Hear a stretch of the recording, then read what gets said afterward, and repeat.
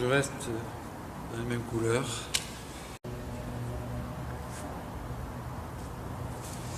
Bon, je continue donc dans des couleurs presque identiques.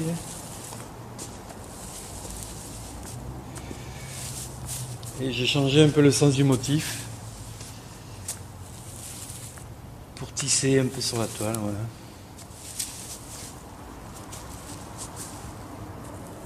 La première fois, tu prenais les empreintes. Et là, tu fais un rouleau en... Ouais, là je mets un motif sur le rouleau, mais le sol est quand même en dessous et continue à travailler la toile. Voilà. Mais l'empreinte passe moins, parce que tout simplement la toile commence à être chargée. Et peu importe, puisque le but n'a jamais été de faire une empreinte.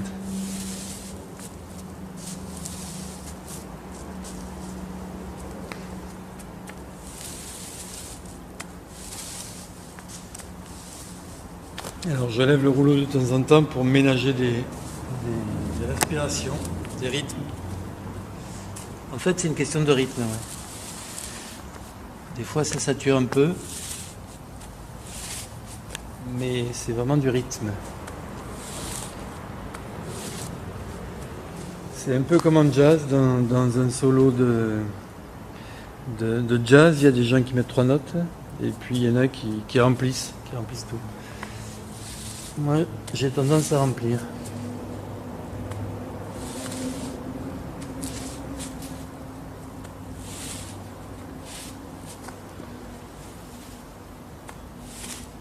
Voilà, je m'arrête évidemment quand la toile est remplie, mais quand il y a le rythme se stabilise sur la toile et que, alors des fois je parle d'événement pictural, mais ça peut être un non-événement justement quand il y a une régularité qui s'installe et qui s'impose.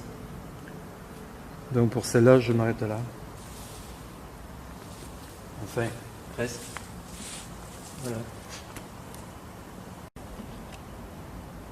Là, je vais peindre de manière assez liquide. Ça me nettoie un peu le rouleau. Et puis comme je vais faire une empreinte, le côté aquarelle marche mieux. Donc je commence toujours très liquide et je finis plutôt avec une peinture plus épaisse en pâte. C'est peut-être un reste de ma formation classique au Mozart. Là, tu commences une nouvelle toile et tu prends les empreintes qui sont sur le sol. Voilà, je commence une nouvelle toile et ce qui m'intéressait ici, c'est que il y avait plein de traces au sol. Le sol est très riche, donc c'est une bonne base pour démarrer. Le but n'étant pas de reproduire l'empreinte, le but est d'animer une surface qui donne un point de départ à la peinture.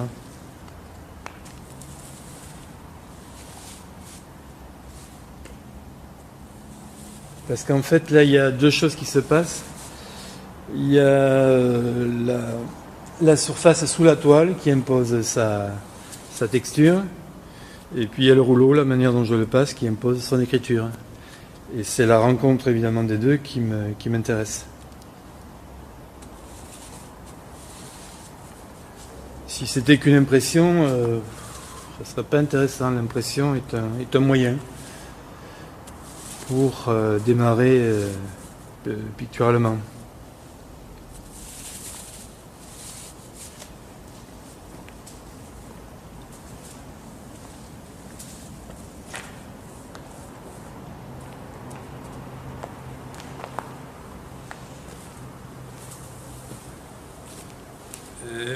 Hier, à propos des affiches, on parlait d'une dialectique avec ce qu'il y a en dessous, sur le support, et puis ce qui se passe en surface.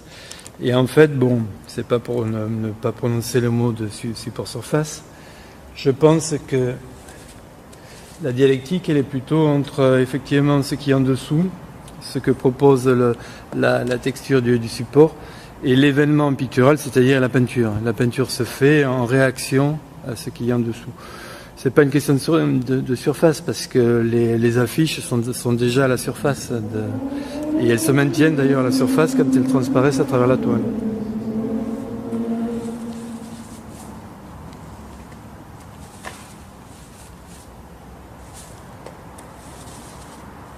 Le problème étant évidemment depuis toujours, c'est comment faire de la peinture, de résoudre des problèmes qui sont purement picturaux, qui sont à la fois des problèmes techniques, mais pas seulement des problèmes techniques et des problèmes esthétiques, parce que techniquement, l'empreinte donne un effet sur la toile, mais ce qui fait que cet effet va m'intéresser, que je vais le développer, etc.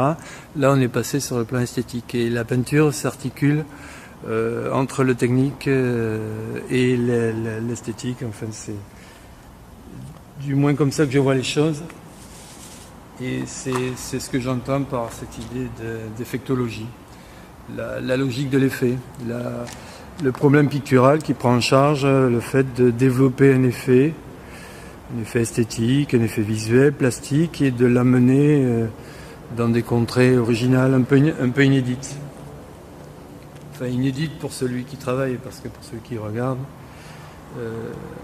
comme le savent tous les artistes, on est toujours ramené à ce qui a été fait avant, et on nous dit en permanence, ça ressemble à un tel, ça ressemble à un tel, sans jamais prendre en compte ce que tu essayes d'amener en propre.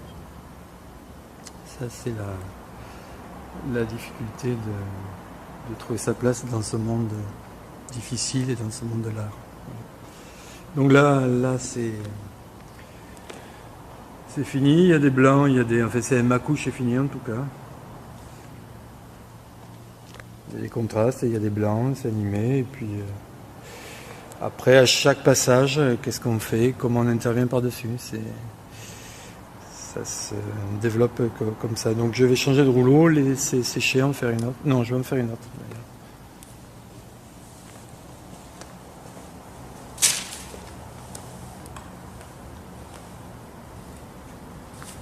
C'est cool.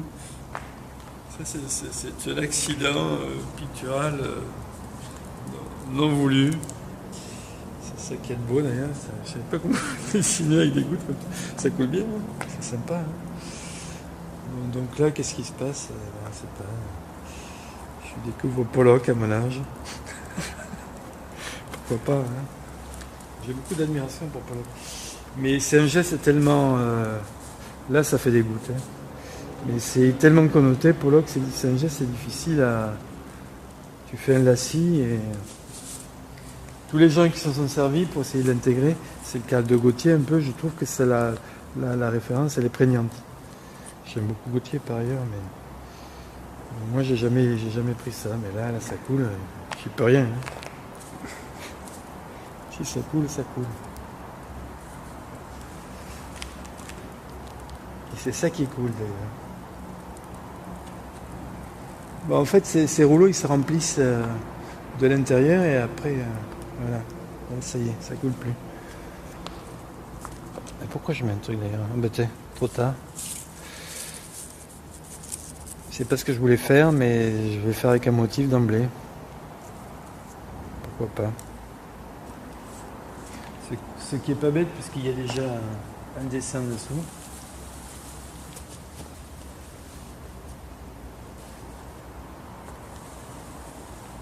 Ce que j'aime bien aussi avec ces motifs, alors moi j'ai des désirs souvent paradoxaux, donc je veux avoir un motif, et en même temps, souvent le motif se défait, le papier se déplace.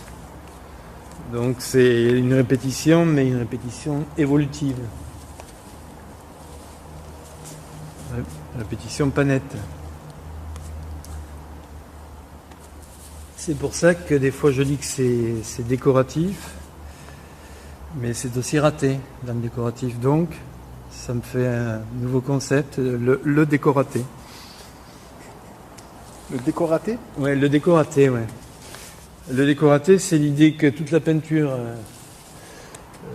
a un rapport au décoratif, mais c'est un décoratif qui marche pas. Si ça marche, ça reste décoratif. Le décoratif, il faut que ce soit impeccable, que la répétition, la logique du décoratif, c'est l'industrie. Au début, c'est la main, il y a des accidents, c'est intéressant. Et puis après, ça devient industriel, c'est plat, et on a des motifs décoratifs qui remplissent nos maisons, nos tapisseries, tout le décor réussi. Tous nos matériaux. Alors c'est le décor réussi. Et la peinture, c'est le décoraté. Ça devient intéressant quand le décoratif rate. Et c'est là que l'événement pictural pointe. Donc j'avais creusé Qu'est-ce que tu entends par concept? ce concept. Ce que j'entends par concept, moi, ce sont des concepts d'analyse qui viennent après coup et que je développe pour eux-mêmes dans ma réflexion, lâchons le grand mot, on va dire philosophique. Mais je fais ce travail indépendamment de la peinture. Quand je peins, ça vient comme ça vient. Et puis après, il m'arrive de mettre des mots dessus, de chercher le sens de ces mots et de développer des théories plus ou moins fumeuses, mais qui nourrissent ma réflexion. Et évidemment que j'applique jamais tel quel à l'atelier, puisque j'ai beau avoir toutes ces idées en tête, ça part toujours dans des sens, ça part ailleurs. Ça échappe. Tu as à la fois une formation aux beaux-arts et une formation en philosophie.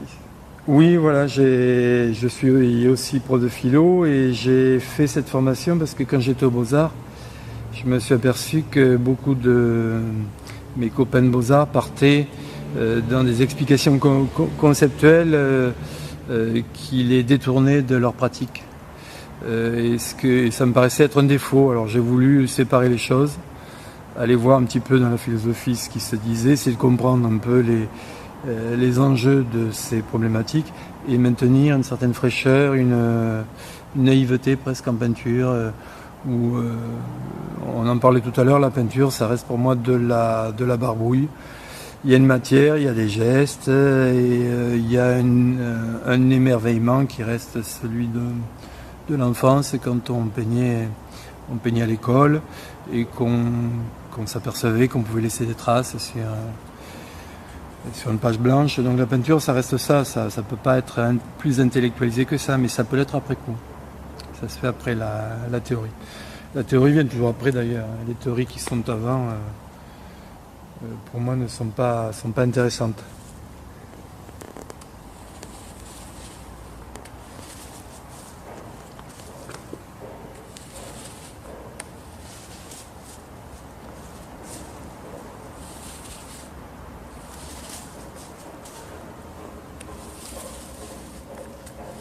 Alors là, je m'aperçois d'un truc tout bête, c'est qui a été vu et pratiqué, je pense, par tous les peintres depuis que la peinture existe. C'est qu'en ayant mis les tâches sur mon support, j'ai moins besoin de le remplir. Donc je suis un peu plus libre avec mon motif puisque je réagis à un support qui a déjà quelque chose dessus. Et donc c'est peut-être un peu plus aéré que ce que je peux faire d'habitude. C'est un truc tout bête. Beaucoup de peintres ont commencé par des tâches. Mais c'est un truc tout bête, mais on redécouvre la peinture chaque fois qu'on peint, quoi. La sienne et puis la peinture, on repasse par des passages obligés peut-être. Qu'est-ce que tu entends par remplissage? Par remplissage, j'entends quelque chose qui est propre au décoratif. On accuse souvent, c'est un lieu commun du décoratif, tous les gens qui peignent dans une veine décorative avec des motifs, on les accuse de remplissage. C'est l'idée, c'est une critique psychologique, c'est la peur de la page blanche et on remplirait parce que, pour ne pas laisser de blanc, à mon avis, c'est vraiment un lieu commun et c'est même faux, dans le sens où la question du décoratif, c'est pas le remplissage, c'est la répétition. Et la répétition, c'est le rythme. Et la peinture a pu savoir avec la répétition, le rythme. C'est par là d'ailleurs qu'elle rejoint la musique à sa manière. Il ne s'agit pas de trouver une équivalence, mais c'est par ce biais-là, à mon avis, qu'il faut voir la répétition et la question du décoratif en peinture. La question du rythme qui me paraît donc essentielle. Donc on ne remplit jamais pour remplir gratuitement parce qu'on aurait peur du vide, etc. Ça, c'est le lieu commun de tous les gens qui n'ont pas peint, quoi. Quand on peint, dès la première touche, on remplit de toute façon. Même on laisserait une touche sur un fond blanc, c'est déjà du remplissage, c'est déjà une marque. On sait très bien qu'une marque peut remplir une surface, il n'y a qu'à voir Miro par exemple. Donc si on choisit de répéter, c'est que c'est un choix, c'est qu'on cherche autre chose dans la variation on cherche le rythme. Donc je termine parce que mon rouleau sèche, il ne va plus marquer.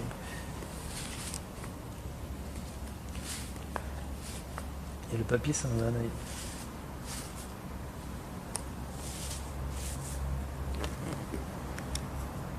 Donc voilà, je vais les laisser sécher et puis attaquer la dernière toile. Pourquoi tu as commencé à peindre avec des rouleaux? C'est-à-dire que à un moment donné, j'avais beaucoup de pinceaux, donc je me mélangeais le pinceau et je pensais que le rouleau, ça permettrait d'éviter ce genre d'inconvénients. Ça roule après. Tout roule. Après, ça roule. Ça roule plus que pinceau. Alors et après, il y a une autre raison. Pinceau, ça pince. Pinceau, ça pince. Le rouleau, ça roule. Mais il y a une autre raison que j'ai conçue après.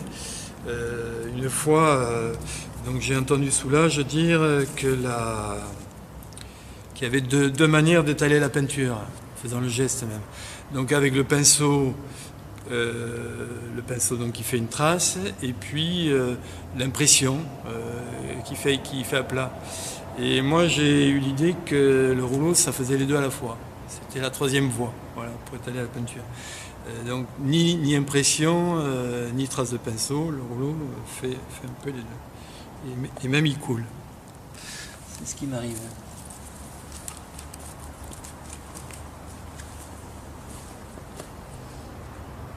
Et après, avec le rouleau, j'ai trouvé un champ lexical très riche qui m'amuse beaucoup. Alors j'ai fait la peinture au bout du rouleau, j'ai fait des rouleaux-graphies, j'ai fait des rouleaux de printemps. J'en ai d'autres en tête, je les lis pas parce qu'on va me les piquer après. Mais voilà, ça nourrit l'imaginaire. Là, par contre, c'est un peu liquide. Et puis non, ça ne va pas ça. Je vais mettre un gros papier. Et là c'est trop traîné. Donc j'enlève le papier. Là, tu appelles ces rouleaux les rouleaux négatifs ou positifs là? Ça c'est un rouleau négatif parce que je mets la peinture sur le rouleau d'abord. Et le morceau de papier que je vient en cache et produit une réserve sur le rouleau. Donc j'appelle ça le rouleau qui produit une forme négative. Donc pour aller plus vite, je dis le rouleau négatif. Et puis il y a le rouleau positif qui pose d'autres problèmes. Alors là, ma peinture est un peu trop liquide. Et puis je veux mettre un cache un peu plus épais. C'est pour ça que j'ai arrêté.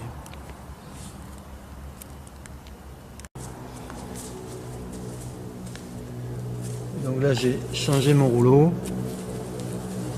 Voilà, avec un motif un peu plus gros.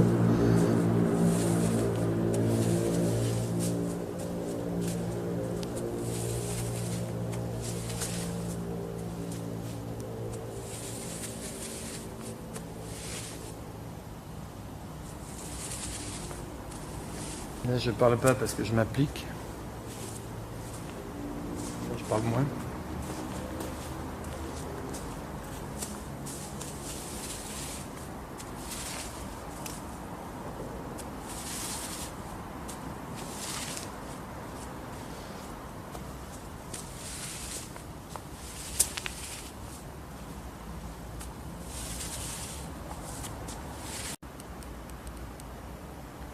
Alors moi je fais une abstraction que je qualifierais de décorative, sans que ce soit pour moi péjoratif, parce que j'aime bien le terme. Et je vois en regardant ton panneau là que toi tu fais une abstraction libre. Alors j'ai cru comprendre que c'était une abstraction qui additionnait en gros la rigueur de support surface et la liberté de la figuration libre. Donc je trouve que le mot est très bien trouvé parce que effectivement il y a une rencontre à faire entre support surface et la figuration libre. Ce qui leur manquait justement dans cette rigueur, enfin certains, pas tous d'ailleurs, c'est cette spontanéité de la figuration libre et il y a vraiment deux démarches qui peuvent se rencontrer en un point et ce point donc apparemment ça s'appelle Joris Pontius. Là, nous sommes à 7, c'est ça, n'est-ce pas? Et nous sommes à 7. Donc là, je m'arrête puisque faut que ça sèche. Là, c'est le rouleau positif. Ouais, là c'est un rouleau positif. Alors, positif tout simplement parce qu'il y a un motif qui est fait avec de la mousse par-dessus. J'ai mis longtemps à faire des rouleaux positifs parce que ça implique de décider une forme. Alors ce que j'aime bien dans le négatif, c'est vraiment le côté hasardeux, et puis ça sort comme ça sort. On met le papier, et en se déroulant, je découvre le motif en le faisant. Le positif, on décide où on met le motif de mousse, et donc du coup c'est un peu, ça implique plus de conceptualisation, c'est-à-dire de décider ce que l'on va faire avant de le faire, ce que j'aime pas trop. Moi j'essaie de retarder toujours cette chose-là en peinture au maximum. Donc j'y suis arrivé le jour où je trouvais des morceaux de mousse qui se collent facilement, que je peux mettre un peu n'importe comment, et ça revient au même, je découvre ce que je fais au moment où je le fais. Je ne dirais pas que c'est ce que je fais qui m'apprend ce que je cherche, parce que d'autres l'ont dit avant moi, notamment un illustre, c'est toi. Qui ça? Pierre Soulages. Mais c'est quelque chose qui m'intéresse dans sa peinture et qui me parle en peinture, c'est-à-dire de ne pas anticiper et de peindre et de voir comment ce qui se passe, quoi. Enfin bon, chez lui ça se fait autrement évidemment. Alors Ma phrase c'était quoi? Cela je dis c'est ce que je fais qui m'apprend ce que je cherche. Pour dire qu'il ne décide pas avant. Alors c'est quelque chose qu'on peut toujours mettre en question, parce que quand dans des peintures un peu répétitives, un peu sérielles, on peut penser qu'on sait ce que ça va donner, mais en fait, non, on est attentif à ce qui se passe au moment où on le fait. Bon, je vais le faire en noir, pourquoi pas. Puisque, en hommage à Soulages dont je viens de parler, voilà. Bon, ça n'a rien à voir, hein, la manière dont je peins. La sienne.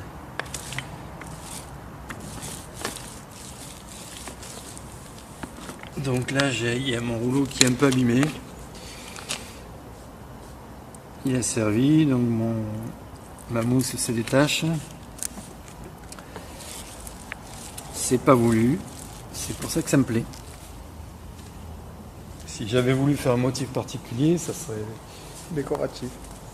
De toute façon, ça l'est décoratif. Déco réussi, pardon. Ça serait déco réussi, ça serait pas décoratif. Ouais.